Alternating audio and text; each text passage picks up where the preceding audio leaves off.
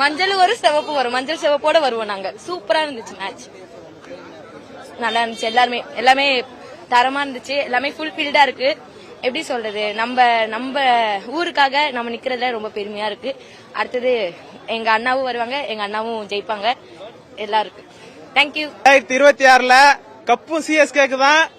2026ல டிவிக்கு அண்ணனுக்கு தான் கப்பு முக்கியம். பிகிலே ப்ரோ மேட்ச் இல்ல ப்ரோ, வந்து 2 ஓவர் ஆடினாங்க. எல்லாமே நல்லா போச்சு ப்ரோ.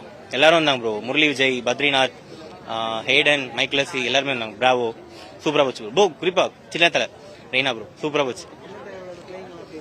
அதே மாதிரி தான் ப்ரோ இருக்கு. சூப்பரா இருந்தாங்க ப்ரோ. நல்லா இருந்துச்சு ப்ரோ. மேட்ச் மாதிரி போகல, ட்ரைனிங் தான். பட் நல்லா போச்சு. கான்செப்ட் சூப்பரா போச்சு ப்ரோ. இன்னும் பட்டாசுலாம் கையில வச்சு சூப்பரா ப்ரோ. தோனி ரிட்டையரே ஆக மாட்டாரு ப்ரோ. 2060 வரைக்கும் இருப்பாரு எங்க தலைவர். ஃபுல்லா இருப்பாரு எங்காலு. செம்ம எக்ஸ்பீரியன்ஸ் ப்ரோ. ஒர்த்து. இது வந்து இந்த மாதிரி ஒரு ஈவெண்ட் வந்து இது வரைக்கும் சிஎஸ்கே ஆர்கனைஸ் பண்ணதும் இல்ல.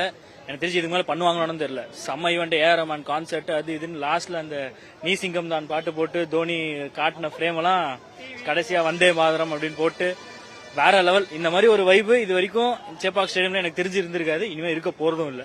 One of the best experience. Miss பண்ணவங்க sorry to say you missed best thing. Mostly அப்படிதான் இருக்குன்ற மாதிரி தான் இருக்கு. ஏன்னா இந்த மாதிரி ஈவென்ட் சிஎஸ்கே ஆர்கனைஸ் பண்ணது இல்ல. கூப்பிட்டு ஹால் ஆஃப் ஃபேம் வச்சு போட்டோ எடுத்து காட்டுறதை பார்த்தா it is Dhoni's last season. So mostly yes. Thank you bro.